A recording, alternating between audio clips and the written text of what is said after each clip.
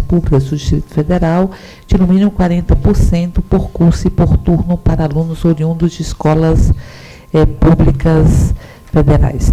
A presente proposição da deputada Liliana Pedrosa, ela busca, portanto, alterar esta lei que institui as reservas de vagas nas universidades e faculdades públicas, de no mínimo 40% por curso para alunos oriundos de escolas públicas do Distrito Federal.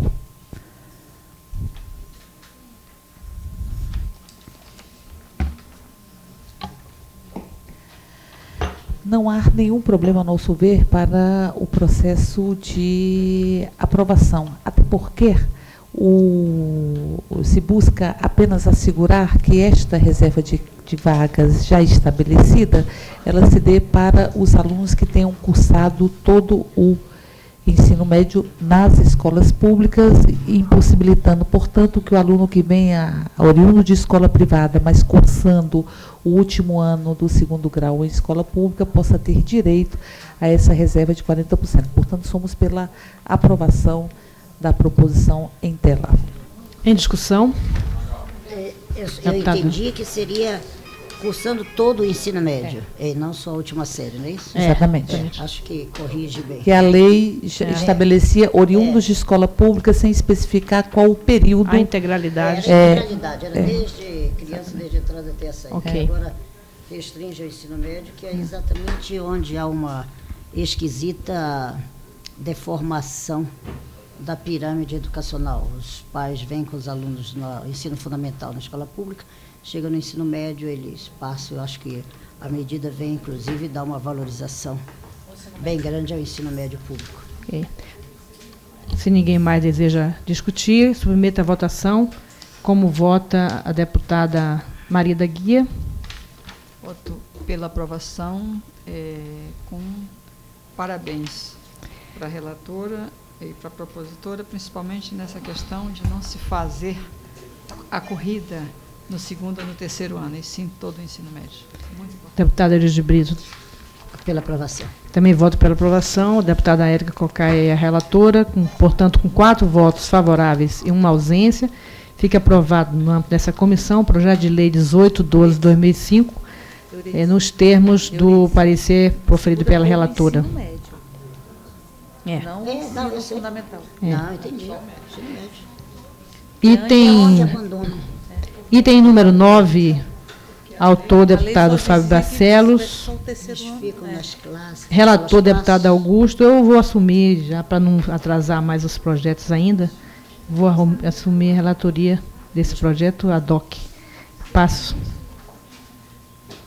Não chegou? O deputado Augusto Carvalho disse que está longe daqui, não consegue chegar, mas ele gostaria que fosse votado. Pois então, eu estou propondo para eu fazer o relator. Então, eu vou pedir à deputada Érica Cocai para presidir enquanto eu faço a relatoria. Está em discussão o projeto 1918 de 2005, de autoria do deputado Fábio Barcelos, tem como relator o deputado Augusto Carvalho, na medida em que não se encontra nesta reunião, está nomeada a relatora ad hoc, deputada Arlete Sampaio. O projeto diz respeito à instrução e estabelecimento de critérios para edição de lista referencial de honorários médicos no âmbito do Distrito Federal, dando também outras providências. Passou a palavra à relatora ad hoc, Arlete Sampaio, para que possa proceder o seu parecer, autorizada já, se o quiser, a se deter apenas a parte final. Antes que eu comece a fazer a leitura do parecer, só para informar que esse projeto de lei ele tem sido insistentemente cobrado por diversas entidades médicas do Distrito Federal e é um tema que está em debate nacionalmente, com vários estados já tendo instituído leis dessa mesma natureza. Eu vou, então, ao voto do relator, de acordo com o que preceitua o artigo 69, inciso 2 do regimento interno desta Casa, compete à Comissão de Educação e Saúde acompanhar e fiscalizar a execução de programas e leis relativas às matérias de sua competência. A proposição sobre o comento objetiva, exemplo do que vem sendo feito em outras unidades da Federação, dá um instrumento capaz de solucionar impasses entre os prestadores de serviços de saúde e as operadoras de planos de seguro de saúde. Com a implantação da sistemática ora proposta, serão minimizados os inconvenientes para os consumidores dos planos de assistência à saúde e do seguro de saúde, uma vez que a lista referencial de honorários e serviços para os procedimentos médicos será estabelecida a partir de um acordo entre as entidades interessadas, tendo como referencial a classificação brasileira hierarquizada de procedimentos médicos, aprovada pela Associação Médica Brasileira. Considerando os benefícios que esta proposição trará para a sociedade como um todo, somos pela aprovação do projeto de lei número 1918 de 2005, no âmbito dessa comissão. Quero informar que já havia discutido com o próprio deputado Augusto, com o autor do projeto e com as entidades da área de saúde, da área médica, uma emenda que foi acordada com todos os conversados, não é, que diz respeito a um item do projeto, que é o artigo 4º. O artigo 4º do projeto, ele propõe que exista uma Câmara arbitral, para que nessa Câmara arbitral possa ser discutido o valor justamente dos honorários, dessa lista referencial de honorários médicos no âmbito do Distrito Federal. Só que o projeto original, ele introduzia uma deformação nessa representação, na medida em que havia vários representantes das seguradoras, e não era partilhada essa representação com as próprias entidades. Então, a gente procurou, e também há um erro conceitual, no meu ver, que propõe que a Comissão de Saúde da Câmara Legislativa participe dessa comissão arbitral, que eu acho que não é o papel da Câmara participar da comissão, senão ela não pode fiscalizar, porque ela é parte também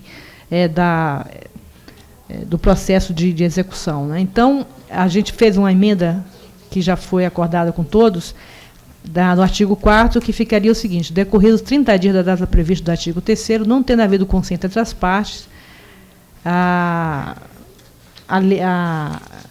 lista referencial, não é, de honorários médicos será definida por uma Câmara arbitral. A Câmara arbitral será constituída por 10 membros indicados pelos respectivos órgãos e entidades, conforme a seguir: um representante da Secretaria de Saúde, um representante da Procuradoria-Geral do DF, um representante da Federação Nacional de Seguros Privados e Capitalização, um representante da Associação Médica de Brasília, que é a entidade que no Brasil inteiro tem levantado essa bandeira, um representante da Associação Brasileira de Medicina de Grupo, um representante do Sindicato dos Médicos, um representante do Sindicato Brasiliense de Hospitais, Clínicas e Casas de Saúde, um representante do Conselho de Saúde do Distrito Federal, um representante do PROCON, um representante do Conselho Regional de Medicina.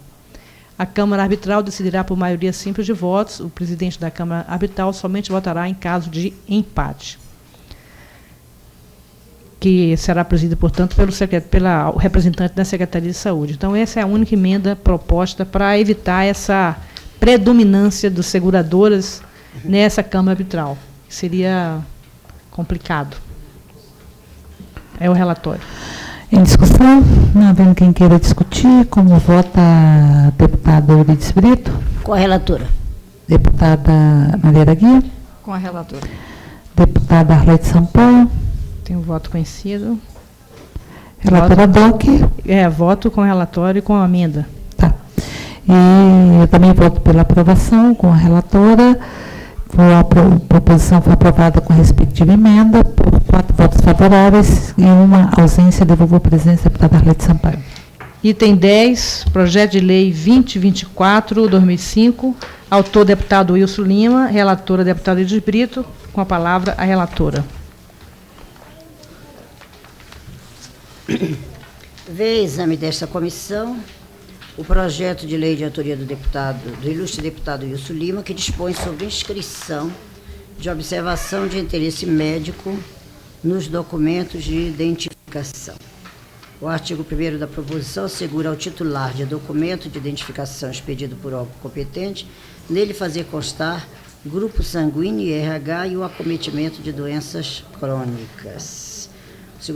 Segundo o parágrafo único, incisos do artigo 1º, entende-se por documento de identificação aqueles que possuem, no mínimo, nome completo, foto e filiação. O artigo 2º refere que permanece a obrigação de pagamento de taxas, quando previstas em lei, na hipótese do exercício do direito de inscrição de observação de interesse médico na carteira. Em sua justificação, o nobre autor diz a importância dos dados de saúde constados no documento como forma de permitir o melhor atendimento médico nas emergências. Eu achei o projeto extremamente interessante, porque há anos atrás eu mesma fui surpreendida de que não me lembrava qual era a minha própria identificação, qual era o meu grupo sanguíneo. Eu acho que esse é um dado extremamente importante para casos de acidentes e, enfim, para emergências. Efetivamente, a meritória proposição, razão que nos leva à manifestação pela aprovação do projeto de lei 2024/2005 no âmbito desta Comissão de Educação e Saúde. Em discussão?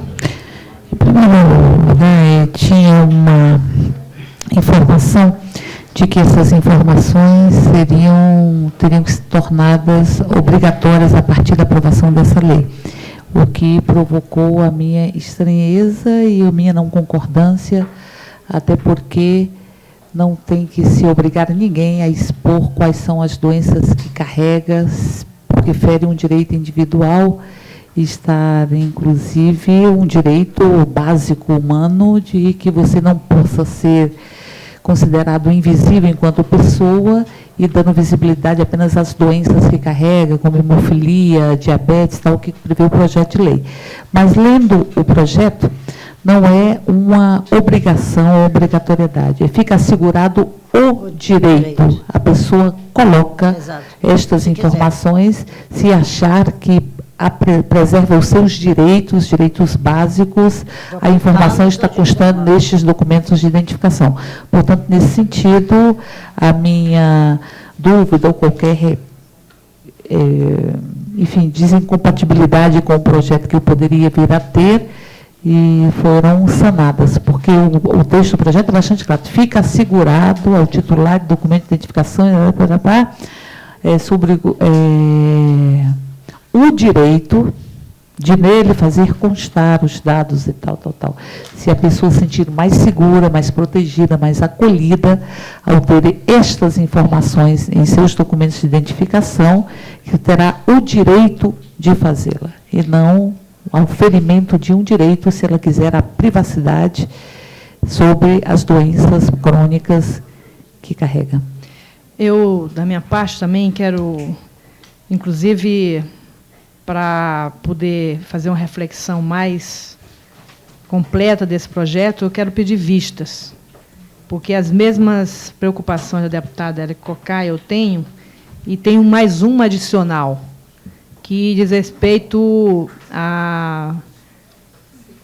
ao fato de que esses documentos de identificação, em geral, eles são padronizados nacionalmente, e eu não sei em que medida era possível, não é, a gente ter um modelo particular ou diferente. Então, eu quero estudar um pouco essa legislação para poder, então, me pronunciar de uma maneira mais consciente sobre o projeto de lei. Nessa medida, eu peço vistas ao projeto de lei. Senhora presidente, eu gostaria de registrar a importância disto quando for ser feita a análise. Seja eu tenho uma filha que tem lúpus, em um determinado momento ela teve um desmaio e, ao chegar no Santa Lúcia, quase morreu porque ela não teve como dizer que tinha um lúpus e a medicação foi contra. Ela só tem 49% da imunidade. Entende? Então, tem que ver bem essa questão mesmo. Perfeito. Eu queria só registrar isso. Passamos, então, ao item 11, projeto de lei 2048/2005, deputado Aguinaldo Jesus, relatora, deputado Eurídice Brito, com a palavra a relatora. Trocam-se cores neste projeto. Hein? Trocam-se cores. Dispõe sobre a troca obrigatória de todos os quadros negros da rede pública de ensino do Distrito Federal por quadros brancos e dá outras providências. Eles já são verdes há muito tempo também, né? Já tem os verdes. Os professores agradecem. O projeto de lei em análise determina em seu artigo 1º a substituição em todas as escolas públicas de quadros negros, onde se usa giz por quadros brancos com uso de pincel. Não foram apresentadas emendas durante o prazo regimental. Não há dúvida alguma que no lançamento dos quadros brancos com o uso de pincel houve todo um estudo científico sobre o problema de alergia ao pó de giz, muitas doenças que professores contraíam decorrentes disso. E então, grande parte dessas questões foram resolvidas, há estudos mostrando isso, e nas escolas que já muito fizeram essa mudança para o quadro branco com o uso do pincel.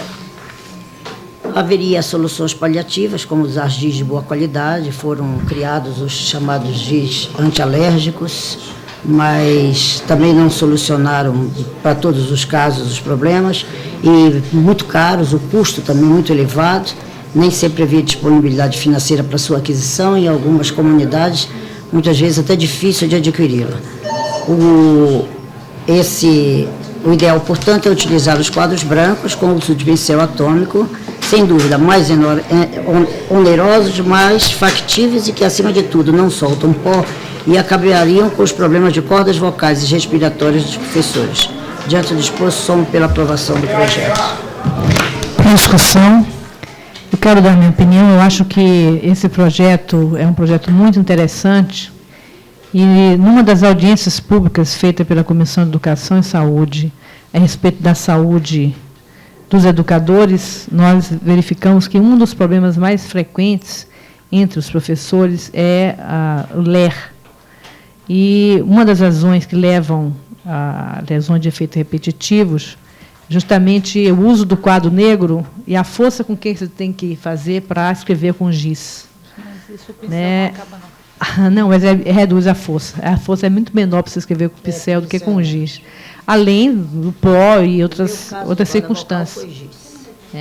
O giz, ele dá alergia, e também ele faz uma alergia no aparelho respiratório, na parte superior do aparelho respiratório. Então, eu acho que é um projeto bastante oportuno neste momento, e, por isso, também dou o meu apoio e voto pela sua aprovação. Mais alguma discussão? Deputada Érica. Acho que são alarmantes os dados que dizem respeito à saúde, a problemas de saúde relacionados ao trabalho no meio dos professores e professoras aqui do Distrito Federal. Pesquisas que foram desenvolvidas pela entidade de classe apontam que 40% tiveram algum tipo de problema. Acho que o ambiente, a doença do trabalho, ela é a expressão que o ambiente de trabalho ele está adoecido de alguma forma, que é uma organização do trabalho que não prioriza a pessoa. A existência dos quadros e a existência do giz, eu diria não do quadro, porque o quadro se mantém com a aprovação do PL, mas do giz, ela vem no sentido de uma organização em que não se priorizou a própria pessoa. Eu diria que o professor e a professora, eles utilizam sobremaneira as cordas vocais, e que haveria que se ter, para além de tirar o giz, que é um fator realmente de agressão às cordas vocais, e que também provoca problemas respiratórios, acho que deveria ser feito todo o processo de adaptação das condições de trabalho à pessoa. Porque, veja bem, se a pessoa canta, ela tem uma preservação da sua voz e uma série de exercícios no sentido de preservar a própria voz, porque ela vai utilizar muitas cordas vocais. São poucos os profissionais que utilizam tanto as cordas vocais quanto os educadores e educadoras. E não é feito nenhum tipo de prevenção, eu diria, para a preservação das cordas vocais. Então, nós temos um número muito grande de profissionais da área de educação, educadores, educadoras, professores e professoras com calos nas cordas vocais, com problemas respiratórios, com problemas circulatórios, com problemas de lesão por esforço repetitivo, com problemas de bursite, até porque há uma elevação do braço muito constante, e, além disso, o mesmo movimento sendo repetido tantas vezes, e que já há uma tendência de que estas doenças do trabalho acometam mais as mulheres. As mulheres são as maiores vítimas das doenças relacionadas ao trabalho. A LER, em função, dentre outras coisas, da existência de uma dupla jornada que também exige esforços repetitivos. O lavar, o passar, o cozinhar, são sempre esforços repetitivos. E, para além disso, as mulheres que enfrentam tantas dificuldades, tantas paredes e tetos de vidro, para ocupar espaços que os eram culturalmente negados há tanto tempo, estão numa constante luta de rompimento de limites. e romper os limites pode ter o seu ônus. Portanto, acho que é importante o projeto nesta perspectiva, mas para que, além disso, nós deveríamos, deputada Arley Sampaio, esta comissão, estarmos fazendo uma discussão mais continuada, eu diria, não apenas uma audiência pública, uma comissão geral, porque já foi feito por esta casa, uma discussão mais continuada acerca disso, da saúde do trabalhador na educação, até a possibilidade de se efetivar um laudo se verificando nenhuma escola, nenhum professor com a carga escochante, nenhum professor com a carga de trabalho menor, mas se analisar para, a partir daí, tirar um mapa de risco, enfim, até porque a nossa legislação, no que diz respeito à saúde do trabalhador, ela tem várias normas regulamentadoras, que são normas regulamentadoras dirigidas ao seletista. E nós temos um vácuo muito grande no que diz respeito aos servidores públicos, quaisquer que sejam esses servidores públicos, lotados em quaisquer dos poderes, em qualquer segmento de um desses poderes. E era preciso, portanto, que essa casa pudesse, talvez, fazer uma discussão mais continuada, um código de saúde dos servidores públicos aqui do Distrito Federal, analisando esses vários aspectos, que supririam uma lacuna, inclusive, nacional. E eu vou encerrar dizendo que estive já no Ministério do Trabalho, que é quem estabelece as normas regulamentadoras e que tem, inclusive, os órgãos de fiscalização sobre saúde do trabalhador, apenas para seletista. E ali vi que é uma distância muito grande. Caminhar pelo Ministério do Trabalho é uma distância muito grande, porque diziam o seguinte: estamos preocupados com os trabalhadores da construção civil que caem dos andaimes. E, portanto, nós também estamos preocupados com os trabalhadores da construção civil, mas também queremos ver aquele risco não visível. A doença do trabalho, o acidente do trabalho construído tempestivamente, não intempestivamente, como cair de um andaime e tal, que tem que ser preservado também. Até porque no Brasil se perdem por volta de 100 mil dedos por ano nas máquinas obsoletas. E nós temos, portanto, que estar trabalhando nessa linha, e particularmente no vácuo que se tem, onde não se avançou muito pouco, no que diz respeito à saúde do servidor e da servidora pública. Acho bastante pertinente as suas observações, deputada Érica, e quero só dizer que, dentre as 3 audiências públicas que faremos realizar no próximo ano, nós teremos uma justamente sobre a questão da saúde do trabalhador, que está previsto no Código de Saúde do Distrito Federal, no projeto de lei. Então, acho que será um momento oportuno até a gente ouvir alguns técnicos que têm experiência a respeito, que nós possamos construir uma legislação para o servidor público do Distrito Federal. Acho que será um avanço importante. Deputada, se me permite, eu sei que está previsto na edição do Código de Saúde, e já esta casa fez, inclusive promovida por esta mesma comissão, uma audiência pública, uma comissão geral, não me recordo, sobre a saúde do trabalhador em educação. O que me parece que seria necessário é criar um código de saúde do servidor público, que não tem nenhum tipo de proteção e nem órgãos de fiscalização das suas condições de trabalho. Exatamente. Proteção específica, porque a Constituição protege todas e todas, e também Deus nos protege. Ainda bem. Bem, com as observações feitas, não é? Vamos, então, colocar em votação o projeto de lei 2048/2005. Como vota a deputada Maria da Guia? Pela aprovação. Deputada Érica, pela aprovação. Também pela aprovação, o deputado Eurídio Brito é relatora, com 4 votos favoráveis e uma ausência. Fica aprovado no âmbito dessa comissão o projeto de lei 2048/2005, nos termos do relatório proferido pela deputada Eurídio Brito. Projeto de lei número 2075/2005, do deputado Expedito Bandeira, é relatora a deputada Eurídio Brito. Com a palavra, a relatora.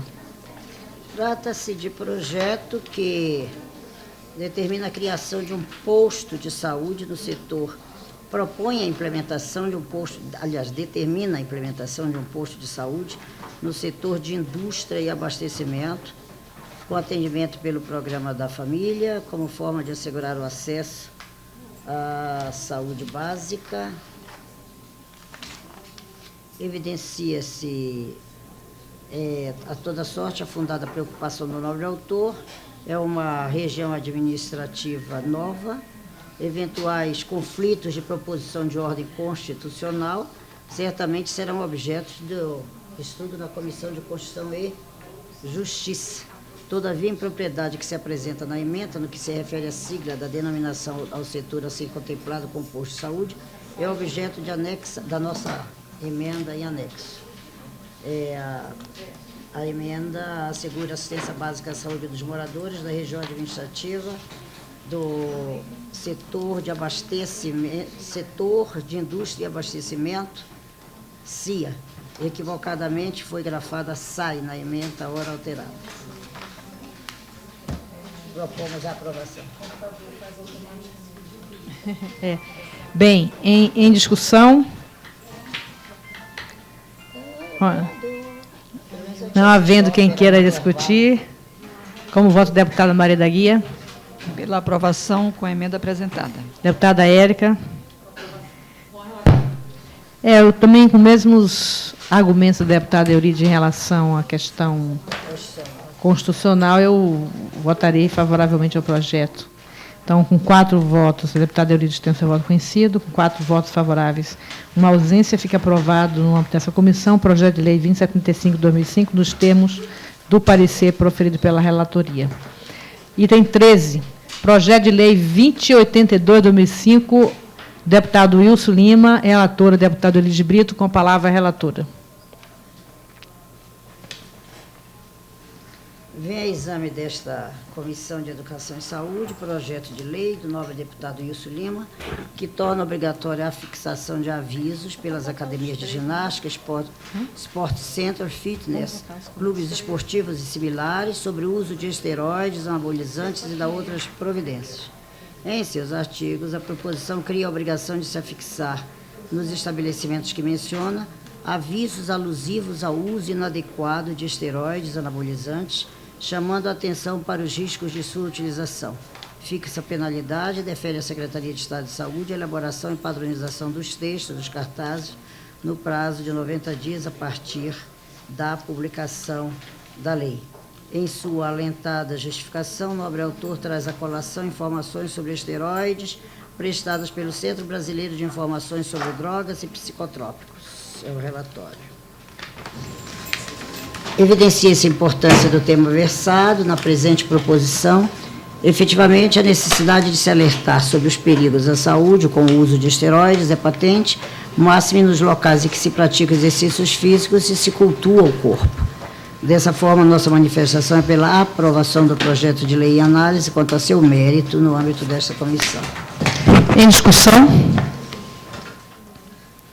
Não havendo quem queira discutir, em votação, como voto da deputada Maria da Guia. Pela aprovação. Deputada Érica. Também voto com a relatora. A relatora tem seu voto conhecido, com 4 votos favoráveis e 1 ausência. Fica aprovado no âmbito dessa comissão o projeto 2082/2005, nos termos do parecer da relatoria.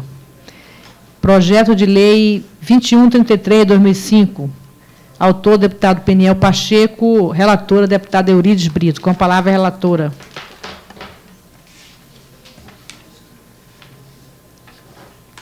Vem exame desta comissão o PL, de autoria do nobre deputado Peniel Pacheco, que assegura ao condutor de veículo automotivo o direito de constar informação relativa ao seu grupo sanguíneo em sua carteira nacional de habilitação. Eu até sugeriria, no caso, que, como a deputada Arlete Sampaio pediu vistas do anterior, por se tratar de matéria similar, talvez ela pudesse analisar juntos. Mas aí é específica. Mas a carteira nacional de habilitação cai na mesma razão pela qual ela pediu vistas do outro, porque a carteira nacional de habilitação, ela é... Mas são diferentes. Assim, podemos até analisar. Porque é o seguinte, Com a palavra, deputada Érica modelo Cocai. nacional. o modelo é nacional, com certeza eu não vejo que haja problema no que diz respeito ao modelo, embora tenha sido esses os argumentos aqui levantados. O que me parece é o seguinte, em caso de aprovação do outro projeto que está sob vista, esse se torna inócuo em termos. Por que em termos? Porque aqui ele diz respeito especificamente à Carteira Nacional de Habilitação, especificamente ao grupo sanguíneo.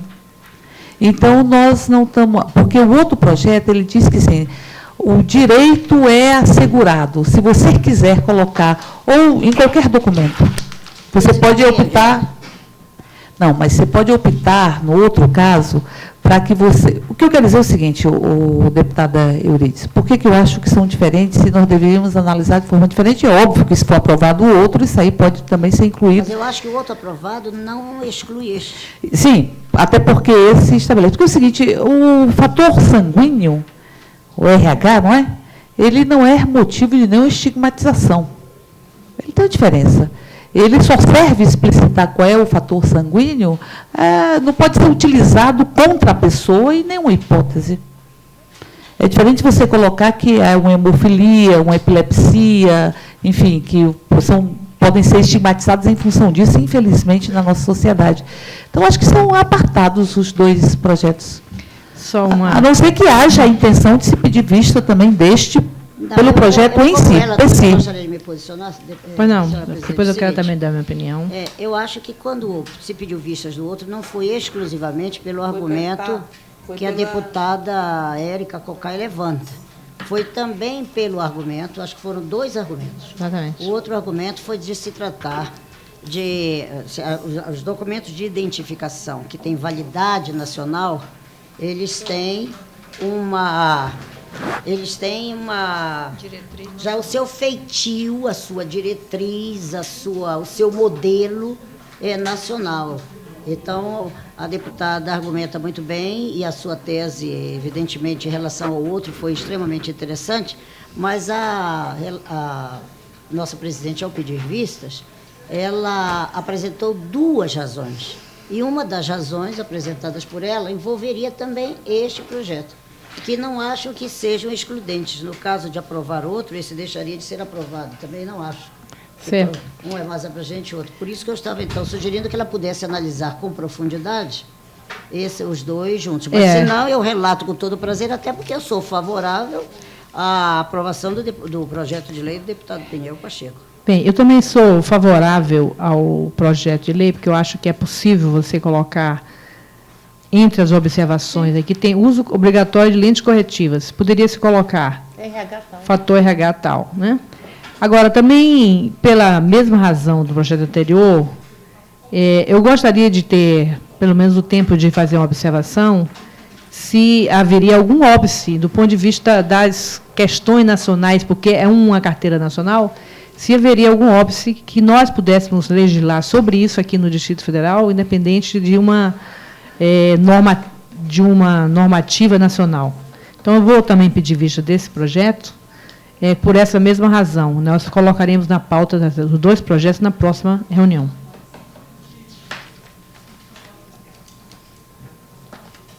Cadê o item? Aqueles primeiros que não foram... Bem, vamos passar para os primeiros que foram saltados, aguardando a presença do deputado Augusto, como ele não chegou até o momento. O projeto de lei número 544/2003, autor, deputado Brunelli, relator, deputado Augusto Carvalho. Eu peço à deputada Érica Cocai para proferir o parecer do relator de forma ad hoc. Está na pasta. Senhora presidente, trata-se de um projeto de lei 544/2003, que dispõe sobre o programa de clínica de passagem para pacientes terminais de doenças não contagiosas no âmbito do Distrito Federal e da outras providências. De autoria do deputado Brunelli, proceda agora a leitura do relatório efetivado pelo deputado Augusto Carvalho, na condição de relator ad hoc. O projeto de lei em curso, de autoria do deputado Brunelli, dispõe sobre o programa de clínica de passagem para pacientes terminais de doenças não contagiosas no âmbito do Distrito Federal e da outras providências. À guisa de justificação, o autor esclarece que a descentralização do atendimento ao paciente terminal do SUS, muito mais que um procedimento médico, é um momento de preparação para a morte, que envolve procedimentos de demonstração de apoio espiritual, afetivo, de amizade e aproximação de pessoas em situação de vulnerabilidade emocional. A espera pela morte no ambiente domiciliar, às vezes, não produz alívio ou melhoria da qualidade de vida dos envolvidos. Ao contrário, pode provocar agravamento das condições do paciente pelo estresse dos familiares. Não foram apresentadas emendas durante o prazo regimental. O voto do relator. Esta Comissão de Educação e Saúde tem a competência regimental determinada a manifestar sobre o mérito de proposições que versem sobre o assunto, conforme resoluções número 177/2002 e artigo 69, inciso 1, alíneas A e D do Regimento Interno da Câmara Legislativa em verbis. Artigo 69. Compete à Comissão de Educação, Saúde e Segurança, analisar e, quando necessário, emitir parecer sobre o mérito das seguintes matérias: saúde pública, atividades médicas e paramédicas. De fato, o Governo do Distrito Federal deve adotar medidas efetivas de colaboração aos pacientes em estado terminal e a seus familiares em ambiente que proporcione adequadas condições para o momento de passagem destas pessoas. Nesse sentido, considero meritória a presente iniciativa, além de tratar-se de relevante interesse social, mostra-se admissível, pelo que sou favorável à sua aprovação no âmbito desta comissão. É o relatório do deputado Augusto Carvalho. Em discussão.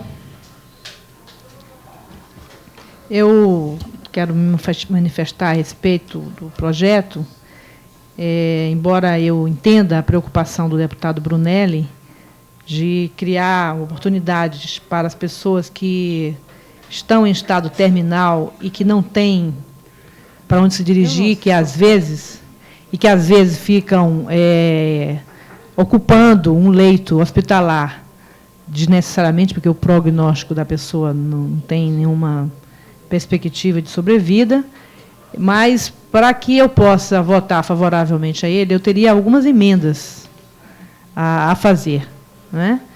A primeira delas diz respeito ao artigo 1º, parágrafo 1º, que seria uma emenda aditiva, que diz o seguinte: para efeito do que dispõe o caput, entende-se por estado terminal a situação do paciente que não responde a nenhuma medida terapêutica conhecida e aplicada, sem condições de cura ou de prolongamento da sobrevida, e que apresenta sintomas variados e intensos, cujo prognóstico de vida é inferior a 6 meses. Até porque, senão, seriam casos que ficariam adferidos com pessoas lá, né? A outra emenda seria uma emenda modificativa à ementa e no artigo 1º do projeto, substituindo a expressão não contagiosa por não transmissível, que é um termo mais adequado. E a terceira emenda diz respeito ao parágrafo 6º, que diz assim: o Distrito Federal, para atendimento dessa lei, poderá disponibilizar servidores, bem como contratar, admitir estagiários voluntários, firmar convênio com previsão de disponibilidade pessoal. Eu acho que é uma relação muito complicada, você, de repente, ceder servidores para clínicas de passagem que são, por excelência, espaços de solidariedade de entidades civis que se organizam para isso. Então, a minha emenda seria supressiva desse parágrafo 6º do artigo 1º. Então, essas 3 emendas são as condições para eu poder aprovar o projeto. Para discussão, senhor presidente. Pois não, deputada Érica. Porque tudo na vida, os conceitos, eles se constroem e se desconstroem, né? Tivemos já conceitos de transtorno mental que se modificaram, e conceitos de morte também. Não é? Tivemos, numa etapa da história da humanidade, um momento da passagem, um momento a ser vivido coletivamente. E, particularmente, familiarmente, no universo de que as pessoas se despediam desta vida junto com as pessoas que mais amavam, cheia de laços afetivos, e ali as pessoas, inclusive, se preparavam para a passagem. Hoje nós temos uma concepção de morte que é uma concepção muito mecanizada, é uma concepção onde cabe ao médico dizer, muitas vezes, se há morte ou se não há morte. E, muitas vezes, a morte significa desligar aparelhos. E, portanto, no ambiente hospitalar, via de regra, e no ambiente desprovido e com medo de se falar da morte. Nós somos um dos seres vivos, os únicos, me parece, que tem consciência da sua finitude e que não lida com a sua finitude. E que não lida e que não fala sobre a nossa finitude. E é uma consciência, portanto, embotada nas relações. Então, portanto, é preciso que, quando o deputado faz esse projeto, busque, em verdade, um local, um ambiente próximo ao ambiente familiar, para que se possa cultuar ou possa se vivenciar da forma menos doída possível a passagem. Agora, me parece que o projeto tem problemas. Primeiro, que não se pode ficar mais que 45 dias nas casas de passagem. E como é que se estabelece o prazo ou o tempo de que essas pessoas vão ter que ficar na casa de passagem? O segundo é que é uma relação, já apontada pela deputada Arlete, uma relação de disponibilidade de servidores para as casas de passagens que serão, necessariamente, pelo que diz aqui, estabelecidas ou mantidas por entidades civis. O segundo aspecto é qual é o caráter dela. Né? É um caráter afetivo, como está aqui, não se tem... Cadê a assistência psicológica ou outro tipo de assistência necessária do ponto de vista mais científico? São casas de passagem que têm cunho religioso ou não? Não tem nenhum problema que tenha cunho religioso, mas isso aqui tem que ficar absolutamente claro. Qual o tipo de assistência espiritual que se está concedendo. Então, portanto, acho que o projeto é muito impreciso. Impreciso. E aí, para além das emendas, eu gostaria de pedir vista ao projeto para poder fazer uma discussão com o próprio parlamentar. Porque são entidades civis de direito privado que podem se consociar, que serão conveniadas com a Secretaria de Saúde, em cima de que critérios não se sabe, para que possa se estabelecer estas casas de passagem. Então, eu gostaria de pedir vistas. Concedida vistas. A deputada Érica Ocai. Item número 4, projeto de lei 1060. Então, concedida a vista à deputada Érica Ocai do projeto de lei 544/2003. Item 4, projeto de lei número 1060/2004, autor deputado Peniel Pacheco, relator também o deputado Augusto Carvalho, com a ausência do deputado Augusto Carvalho, também peço a deputada Érica Ocai para proceder à leitura do relatório como relatora DOC. Senhor presidente, trata-se... Sim, porque tem muitos anexos aqui. Trata-se de um parecer elaborado pelo deputado Augusto Carvalho, do projeto de autoria do deputado Peniel Pacheco, que dispõe sobre procedimentos de análise bacteriológica das águas comercializadas no Distrito Federal. E eu peço autorização para que possa ler e ir direto ao voto. Concedida. Então, diz o deputado Augusto Carvalho, no seu voto, que nos termos regimentais, artigo 69, inciso 1, a linha A e I, compete à Comissão de Educação e Saúde analisar e, quando necessário, proferir parecer sobre o mérito de matérias relacionadas à saúde pública, ação preventiva em geral no âmbito do Distrito Federal. Nesse sentido, em conformidade com a Carta Magna do Brasil, as políticas direcionadas à promoção de saúde e consequente prevenção de doenças encontram respaldo na Lei Orgânica do Distrito Federal, em seu artigo 204, que diz: a saúde é direito de todos, dever do Estado, assegurado mediante políticas sociais, econômicas e ambientais que visem o estado do bem-estar físico, mental e social do indivíduo e coletividade, a redução de riscos e doenças e outros agravos. E aí discorre o deputado sobre o artigo 204, reproduzindo na íntegra. E o tema apresentado pelo presente projeto, o objetivo é, sobretudo, despertar na população o quanto dependemos dos recursos naturais para a nossa sobrevivência. É extremamente louvável a preocupação com a preservação dos nossos mananciais, principalmente daqueles que são utilizados para o consumo humano. A qualidade das águas deve ser tratada com relevância, pois a poluição influencia as possibilidades de sua utilização, principalmente para o seu uso mais nobre, que é o abastecimento da população. Os problemas da poluição das águas são, em sua maioria, caracterizados pelo crescimento urbano, rural e industrial, podendo resultar também de fatores naturais como chuvas e períodos de estiagem. Segundo o ABC do Meio Ambiente, água, a metade das nossas principais doenças diagnosticadas no mundo é transmitida através das águas, que, quando poluídas, possuem condições ideais para o desenvolvimento de organismos patogênicos e portadores de doenças. Entre elas, encontramos aquelas de veiculação hídrica ou doenças transmitidas através da água, leptospirose, hepatite, cólera, citossomose, etc. Anualmente, essas doenças provocam a morte de 25 milhões de pessoas, sendo que 60% deste valor corresponde ao óbito de crianças nos países em desenvolvimento. Estes valores superam o total de mortes ocorridas durante a Primeira Guerra Mundial. Pensando nisso e nos riscos de termos os nossos mananciais contaminados por águas poluentes, quer sejam de natureza física, química ou biológica, é que nos posicionamos favorável à aprovação da presente proposta. O conhecimento real da qualidade de água e da disponibilidade hídrica só pode ser implementado quando executado seu monitoramento.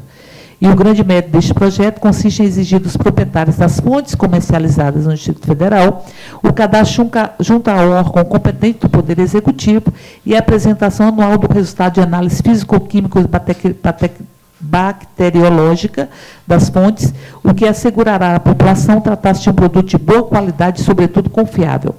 Nesse sentido, pois, torna-se importante a existência de mecanismos legais que possam que contribuam para a preservação das águas consumidas pela população do Distrito Federal. E é nesse sentido que o deputado Augusto Carvalho, como relator da matéria, opina pela aprovação da mesma no âmbito desta comissão. Em discussão. Não havendo quem queira discutir, como voto da deputada Érica Cocai. Eu voto com o relator. Deputada Maria da Guia. Pela aprovação. Deputada Eurides. Com o relator. Também voto com o relatório, com o parecer. Fica aprovado, portanto, com 4 votos favoráveis, 1 ausência, o projeto de lei 1060/2004, do deputado Peniel Pacheco, nos termos do parecer lido pela relatora DOC, deputada Érica Cocai. Passamos ao item 5, projeto... Não, 5 não. Projeto de lei 1076/2004, autor deputado Peniel Pacheco, relator deputado Augusto. Volto a pedir a colaboração da deputada Cocai para fazer a... Deputada, eu posso até ler o relatório, mas eu vou pedir vista desse projeto, porque ele, no mínimo, ao meu ver, deveria ter algumas emendas. Posso até ler o relatório? Não, você já vai pedir vista, nós economizamos. Enfim, porque ele é um projeto que, primeiro, ele fala... No mesmo sentido do projeto anterior, que a gente acabou de aprovar, ele diz que deveria se ter um laudo que ateste a qualidade físico-química e microbiológica da água, elaborado por laboratório credenciado pelo DNPM. Nós estamos de acordo nisso. Os estabelecimentos comerciais deveriam ter um atestado de que a água é de qualidade. E aí, o artigo 2º do projeto, ele começa a falar sobre uma série de proibições. A primeira delas é a proibição da comercialização de água mineral natural e água natural em postos de gasolina, borracharia, oficina mecânica, depósito ou distribuição de água. Nós temos uma série de lojas de conveniência que vendem água mineral. E por que proibir? Eu não vejo lógica neste tipo de proibição. E em atestar a qualidade, que o estabelecimento comercial possa atestá-lo, que a água tem qualidade, sim. Aí aqui nós temos uma série de proibições à armazenagem, que eu não tenho nenhum problema, estabelecendo o transporte, os transportes não podem se dar junto com animais, plantas, materiais, tal. Mas, enfim, peço vista, porque gostaria de conversar, inclusive, com o autor do projeto, sobre essa proibição de comercialização, como ela está posta de forma muito genérica. Poderia se especificar. Ok. Concedido vistas à deputada Érica Cocai, do projeto de lei 1076/2004. Vamos, então, agora às indicações. Nós temos, do item 15 ao item 40. Pergunto se há necessidade de conceder algum prazo para a leitura das indicações. Se não, nós vamos votar da seguinte maneira. As indicações que forem destacadas serão analisadas individualmente, aquelas que não serão aprovadas conjuntamente. Algum destaque? Não havendo destaques, podemos submeter à votação em todas as indicações. Podemos considerar aprovadas todas as indicações? Sim. Estou de acordo? Então, ficam aprovados, no âmbito dessa comissão, a indicação número 4072/2005, do deputado Chico Vigilante, que sugere à Secretaria de Estado de Educação a imediata reforma do muro do Centro de Ensino Fundamental 46 do PSU da Ceilândia. Indicação número 4074/2005, da deputada Eurides Brito, que sugere à Secretaria de Estado de Educação a construção de uma escola-classe no assentamento Arapuanga, na região administrativa de Planaltina. A indicação 4075/2005, da deputada Eurides Brito, que sugere à Secretaria de Educação a construção de centro de ensino fundamental do condomínio Estância, na região de Planaltina. Indicação 4076/2005, da deputada Eurides Brito, sugere à Secretaria de Estado de Educação a reforma geral do Centro de Atenção Integral à Criança e Adolescente, Assis Chateaubriand, situado em Planaltina. Indicação 4077, deputado Eurides Brito, sugere à Secretaria de Estado de Educação a reconstrução da Escola Classe 10 de Planaltina, na região administrativa de Planaltina. Indicação 4078, da deputada Eurides Brito, sugere à Secretaria de Educação a reconstrução da Escola Classe Brochada da Rocha, também na região de Planaltina. Indicação 4079, deputada Eurides Brito, sugere à Secretaria de Estado de Educação a reforma geral da Escola Classe Tapeti, na região administrativa do Paranoá.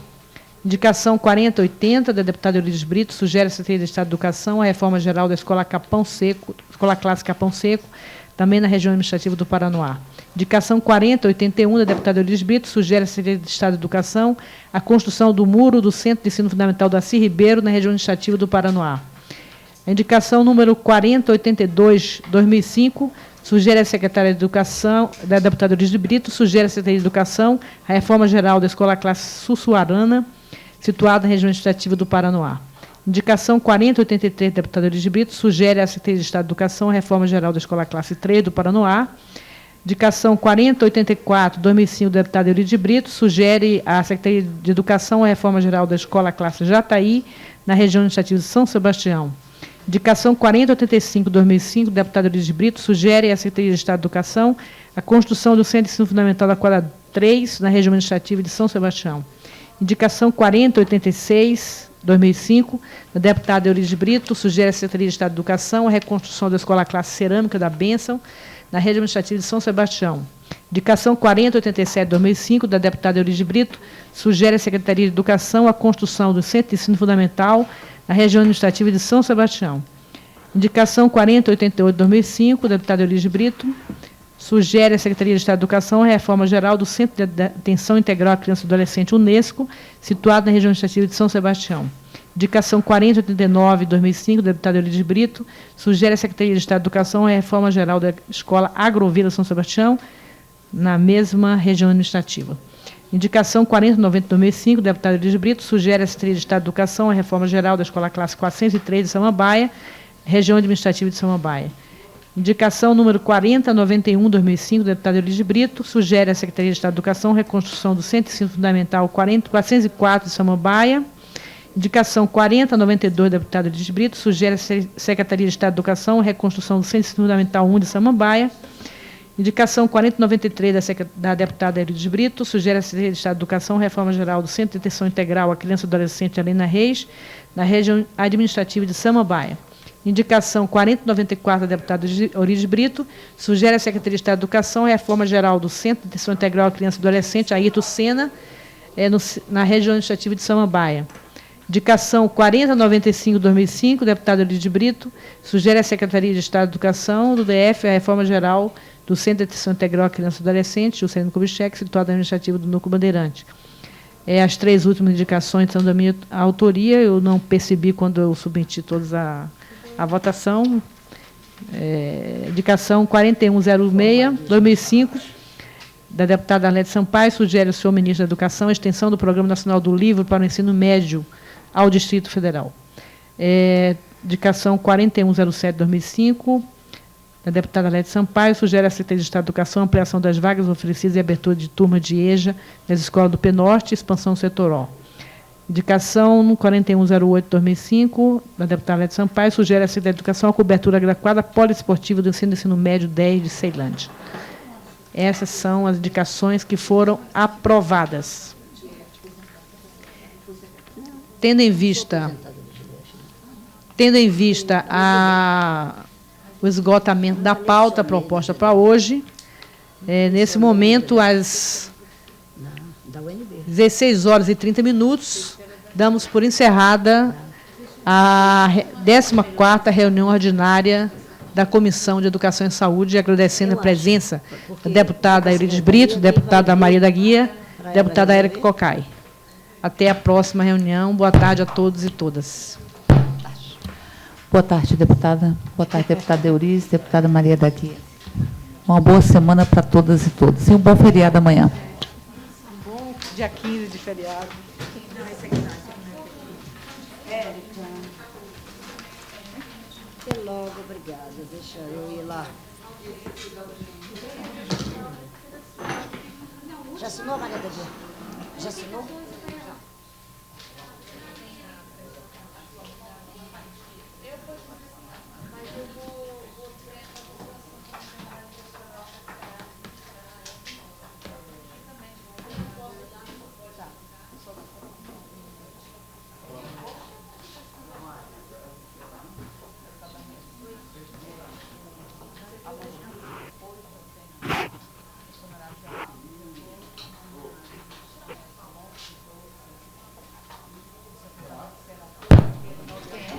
O Dom Ávila, que é o arcebispo militar do Distrito Federal, faleceu.